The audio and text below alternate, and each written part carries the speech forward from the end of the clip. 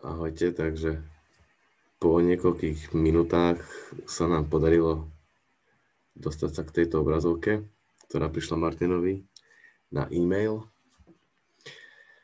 Takže adresu máme správnu. Ak teda by nebola správna, tak píšu, že zhruba 5 dní máme zdržanie alebo opozdenie, kým by asi ten proces musel znova sa nejako začať od znova. Takže v našom prípade to teda odklikneme, že áno, vyzerá to dobre. Uvidíme, čo nám to ponúkne v ďalšom kroku a znova nám zlyhal nejaký časový token. Skús to refreshnúť, prihlásiť sa.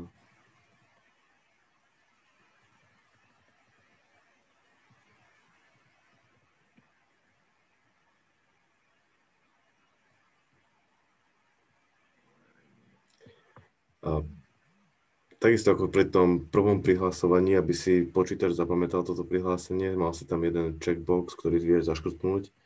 A takisto aj tu, ak si zaškrtneš tento checkbox, tak najbližších 30 dní nebudeš dostávať túto dvojkrokovú verifikáciu cez SMS-ku.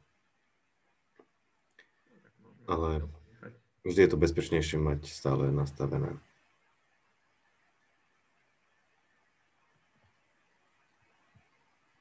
No, takže potvrdzujeme adresu.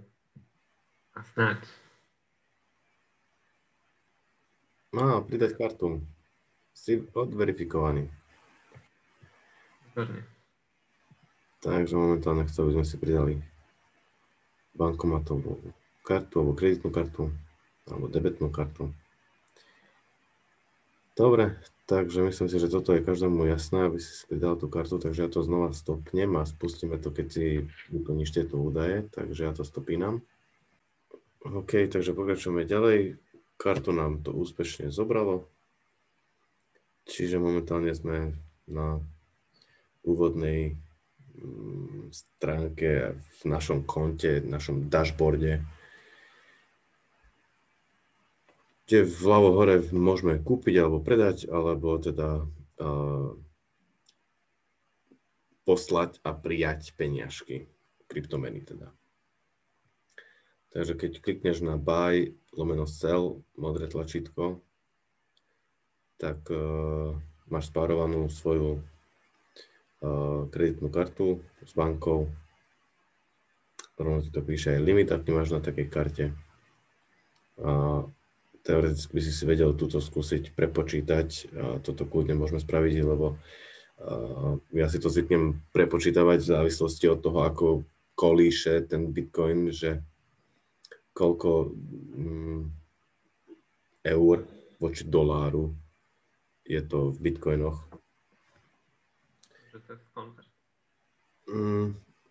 Klikni na to BTC, tam sú také šípky, vpravo tam.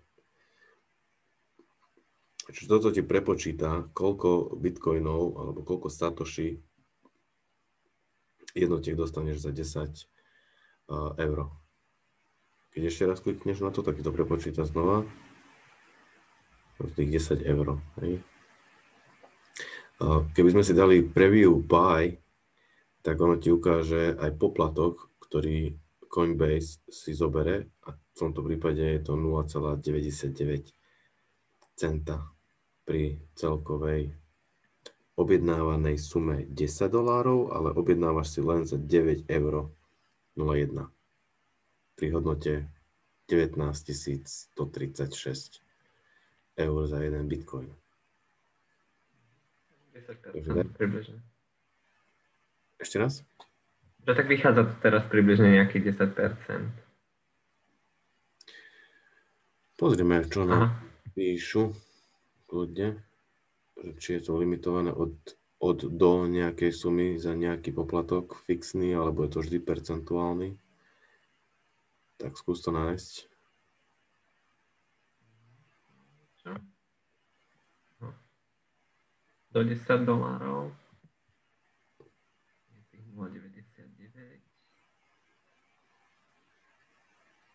Do 20. Aha, takže sú to fixné sumy na také rozpätia čiastky. potom pri vyšších čiastkách je to už.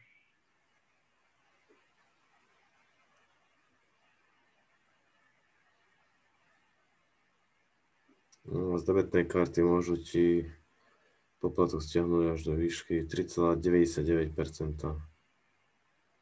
pri rôznych premen variable percentage fee.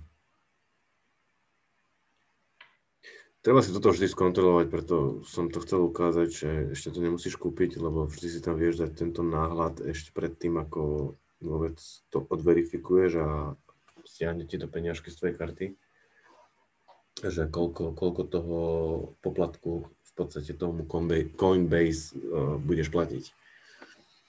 Za akú sumu. Dobre. Myslím, že týmto sme sa dostali k tomu, že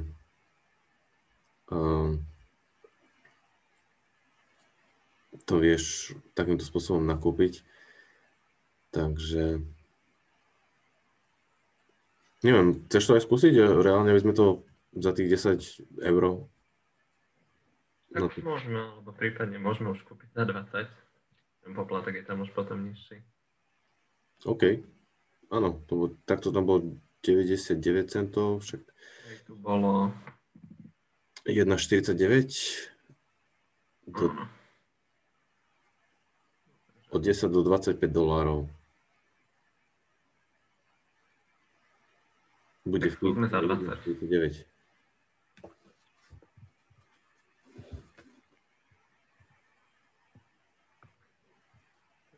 Vrátim, dajme 20.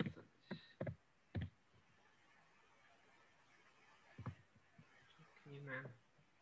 Áno, máme poplatok 1,49.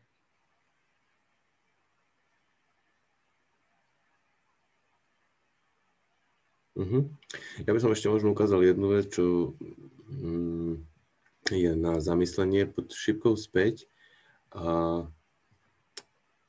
vymaž mi túto 20 a teraz klikni na tú šípočku hore dole BTC a teraz tam napíš 0, alebo 0 bodka a daj 0,1 alebo 0,01 a teraz sa pozri na to preview buy. Pardon. Alebo, no áno, v princípe tam uvidíš ten poplatok, že predtým ti to prepočítalo za tých 20 € celkovo za 0,0009 a neviem aké drobné. Áno. Tak to máš v podstate za 20 € a 69 centov vrátane toho poplatku. Kupuješ 0,001 bitcoinu. Takže reálne ti na túto peňaženku pristane 0,001. Nebude to 0,00096453. A takéto zvláštne číselka, no zvláštne. Teraz si človek povie, že zvláštne, ako zvláštne sú to pritom nie zanedbateľné čiastky, pretože Bitcoin je možné rozdeliť na 100 miliónov jednotiek. Ono to takto možno nevyzerá, ale to 0,001 je v princípe 1 milión jednotiek. 100 000, pardon, 100 000. Keby to bolo 0,01, tak je to milión jednotiek.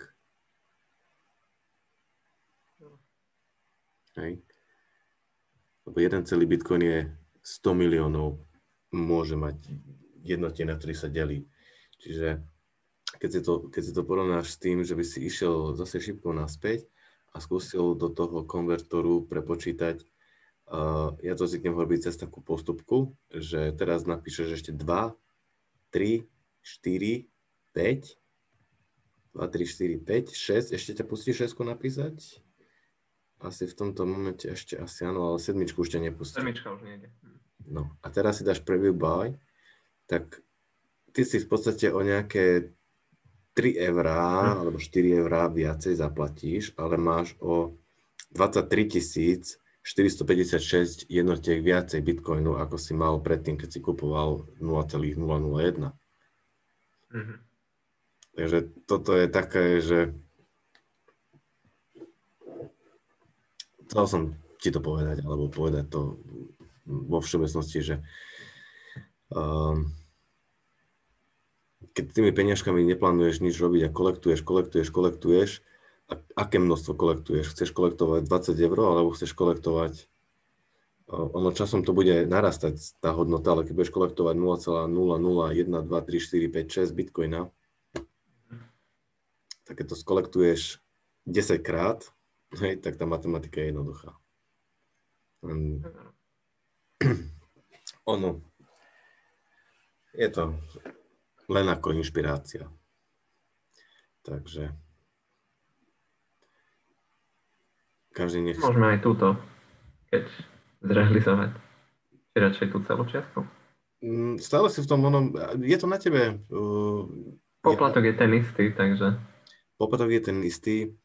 Kľudne to zrealizujme a poviem ti, že aj v tomto prípade, keby si chcel si na svoje trezor peňaženky nechať len 0,001 bitcoina, tak ho tam vieš nechať a ten zbytok 0,00023456 bitcoina by si teoreticky vedel presunúť na nejakú burzu, kde by si sa s 2-3 eurami mohol, hej, skúsiť zariskovať a nejakú inú kryptomenu si kúpiť.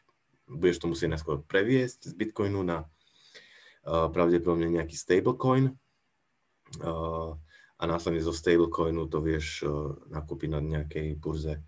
Ale myslím si, že burzy, ktoré asi $10 je tam minimum, takže v tomto prípade táto postupka veľmi asi fungovať nebude, aby si sa s tými 2, 3, 4, 5, 6 bitcoinami 0,00023456 dostal na burzu. To som sa trošku prepočítal, to nebude fungovať. Iné by to bolo, keby si kupoval 0,1234567 bitcoina. Už tam necháš si na peňaženke 0,1 a 0,02345678 presunieš na burzu. Takto som to spravil naposledy ja. Niečo tam, niečo tak, niečo toto. Špekulatívne, ako keď sa s tým nehráš, tak v úvodzovkách hráš, hej, skúšaš, študuješ nejaký projekt, niečo ti zapáči a pokiaľ si presvedčený, tak nevieš, čo z toho bude. Ale ak nespravíš nejakú akciu, tak nemôžeš čakať vôbec nejakú reakciu v čase niekedy v budúcnosti. Takže ak chceš, tak môžeme ísť do toho aj s touto čiastkou alebo 20. Dobre, tak dajme toto. OK, tak určite je nejaká SMS-ka, keď si dáš teraz buy now na tú kreditnú kartu v tej banke, čo máš priradené telefónne číslo, tak ťa pravdepodobne vyzvú.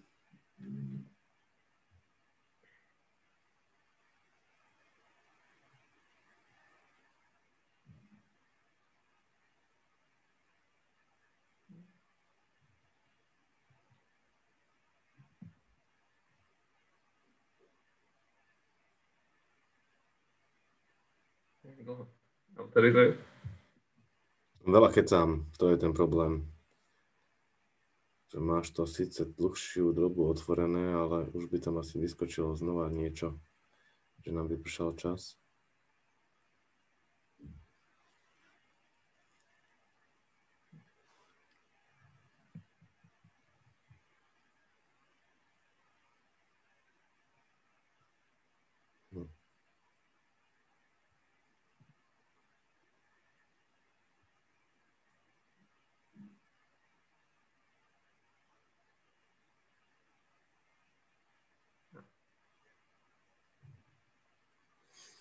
No, tak som zvedavý, že či už Tatra banka podporuje 3D Secure.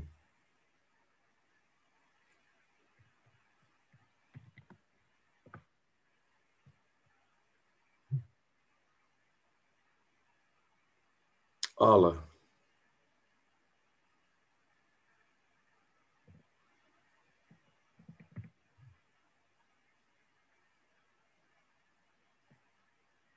Dobre, tak asi. no. A vidíš, že teraz ma E-mail. napadlo, že ja som ti neposlal môj pozvánkový e-mail a mohol som z tvojej prvej stovky získať 8 eur a 21 centov. Na to som aj Učenie do budúcna. Za to som aj zabudol, že má takýto partnerský program, alebo teda za sprostredkovanie nového člena. Prišlo mi mailom potvrdenie, že teda došlo k tej transakcii. Dobre, tak teraz keď klikneš na záložku vpravo hore, že send and receive, alebo send lomeno receive,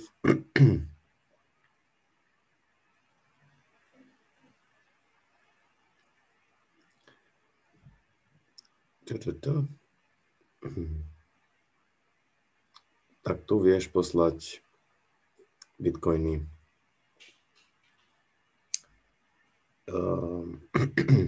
Keď klikneš na send all, tak ti tam malo zobraziť tú celkovú tvoju čiastku, ktorú máš na tomto konte a ono to prepočítava aktuálne na euro.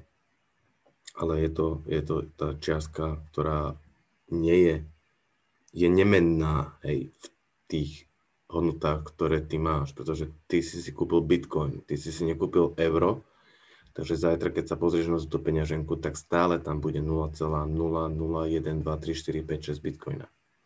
Len to bude mať inú hodnotu voči euru. Teraz je to aktuálne nejakých tých 23, koľko to bolo, 23,60, preklikni, 23,62. Vieš to poslať niekde inde, ale toto není spôsob, akým by som ti to ja odporúčal, alebo teda ja si to pamätám trošku inak, kde zadávaš bitcoinovú adresu svojej, samozrejme, trezor peňaženky. Tu, keď si pripojíš, tak si ju vieš keď sa tam prihlásiš na trezor, tak si ju vieš okopírovať a následne na Coinbase si dáš poslať. Tak skúsme ísť buď home alebo portfólio. Asi v portfóliu budeš mať aj peňaženku, ktorú ti vytvoril Coinbase na uschovanie si bitcoinov.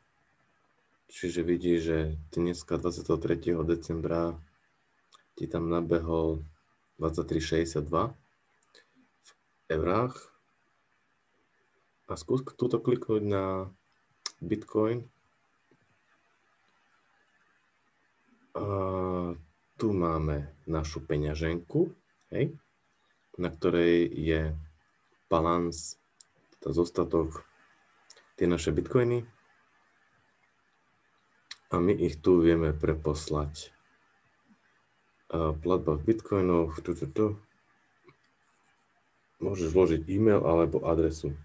A tu bude tá adresa, naša bitcoinová adresa.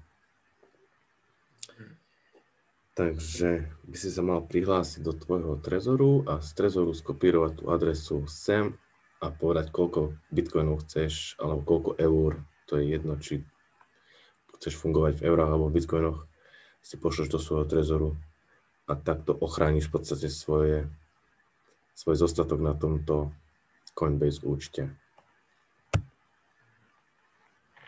Takže teraz idem na stránku Trezor.io.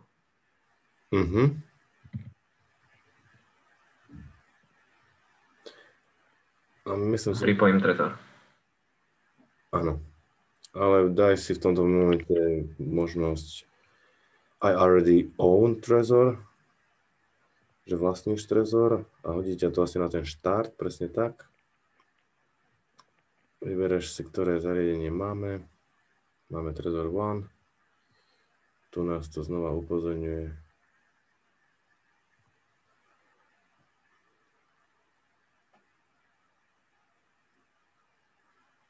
Pravdepodobne ten PIN kód bude od nás pýtať. Takže sa pozrieš na svoj trezor a svoj PIN kód Musíš len odpísať. Ono sa to vygeneruje stále nejak inak.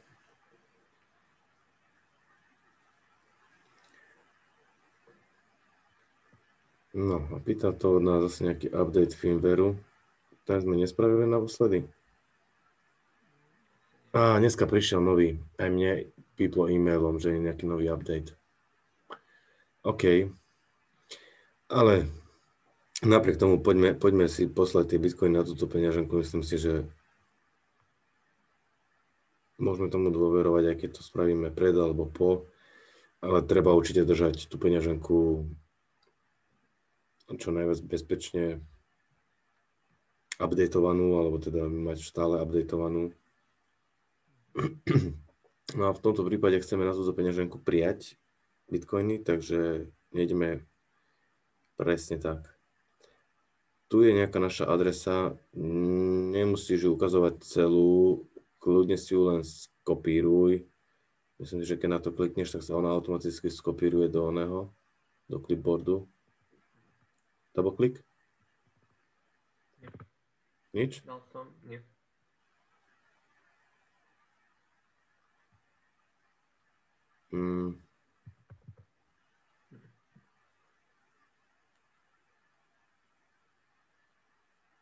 Až keď ju ukážem. No dobre. Túto adresu zra nebudeš používať, skopíruj ju. Mám ju ukázať? Asi, neviem, či to inak ide. Nevieš to nejako označiť? Alebo kliknúť na ten riadok a dať pravé tlačítko? Nie, len toto sa dá. Uh-huh. A keď dám aj pravé tlačítko, tak. Uh-huh. Tak ju ukáž, ako ty vieš viacero bitcoinových adries pod jedným trezorom vygenerovať. Kontroluj si to s trezorom. Ja vždy odporúčam kontroluj prvých 4, 5, 6 znakov, posledných 4, 5, 6 znakov, či to sedí. Sedí. OK. Takže na trezore dávam continue. Ti to vygenerovalo aj takýto QR kód tejto adresy. Teraz sa dá kopírovať. Teraz sa to dá, OK. A poďme teraz naspäť do Coinbase a do kolónky tu, enter email or address, prilep toto, nejaká poznámka nemusí byť a poďme dať continue, ešte nemáš sumu vypísanú, že koľko tam chceš, či tam chceš všetko poslať? No, pošlíme všetko. Nedajme všetko. Poviem ti, že nedaj všetko, lebo minule, keď som dával všetko z Coinbaseu, tak mi to na 2 dní pozostavili, lebo už mi tam nedostalo ani euro. Ani 1 euro. A predtým, keď som tam vždy aspoň niečo mal, tak to taký problém nebolo, že mi to prišlo okamžite. Ako keby si mysleli, že ja neviem, teraz už viacej cez Coinbase nenakúpim cez tento účet, alebo neviem. Pošli tam na 0,01 a pozrime sa, aký poplatok to zobere, lebo nejaký poplatok to asi zobere, že či ti príde na tvoj trezor peňaženku. Aha, vidíš? Už to není. No, možno tým, že som ja tuto preklikol euro, lebo tam budú zrejme menšie centy. A časom sa kurz mení, takže on to prepočítava. My tu minútku 3 rozprávame sa, hej, a už je iná cena bitcoinu. Dobre, tak dám continue. No daj continue.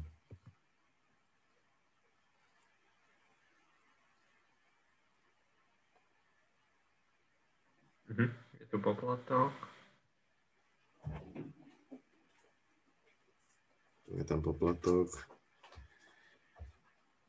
4044.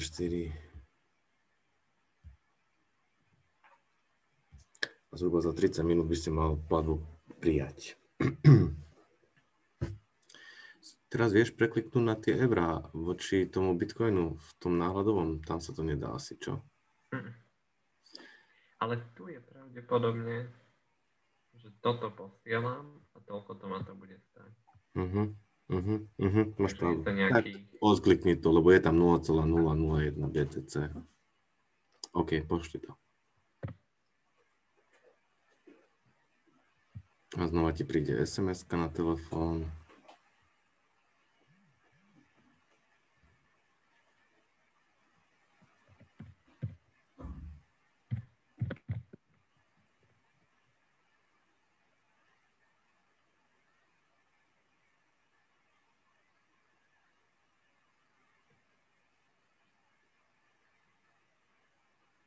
Super. Poslal si 0,001 BTC.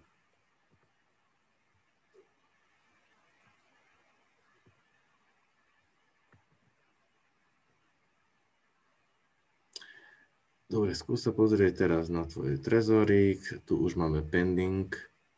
A pozri, bing. A je to tam. Na svojom trezore máš 0,001 BTC.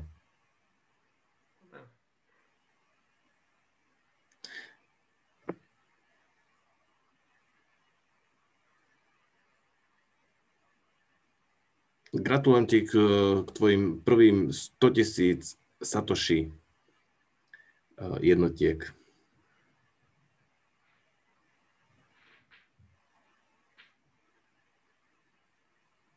No super. Už proces išiel celkom rýchlo. Najdôležitejšie alebo najzložitejšie je vytvoriť vôbec ten účet na tej zmenárni, zaktivovať ten trezor.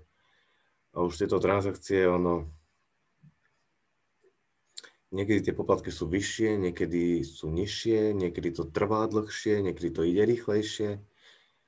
Ale to je živý organizmus, ktorý ten blockchain závisí od strašne veľa faktorov, takže o tom možno si pokecáme niekedy na budúce, ale tu to celkom pekne rýchlo všetko zbehlo, čo som aj celkom milé prekvapený, že ten Coinbase to relatívne rýchlo dal. Odverifikoval náš vodičák, odverifikoval bankový účet a dovolil nám pridať teda tú kartu kreditnú. Dobre. Nezabudni si určite updatenúť svoj firmware na trezore. Áno. Máme zase 23.05.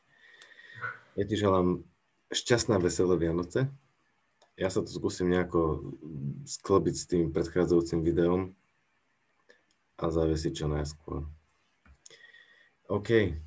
Ďakujem vám pekne. Ďakujem. Podobne aj tebe. Vidíme sa najbližšie niekedy. Šťastné veselé. Čau, šťastné veselé. Čau, čau.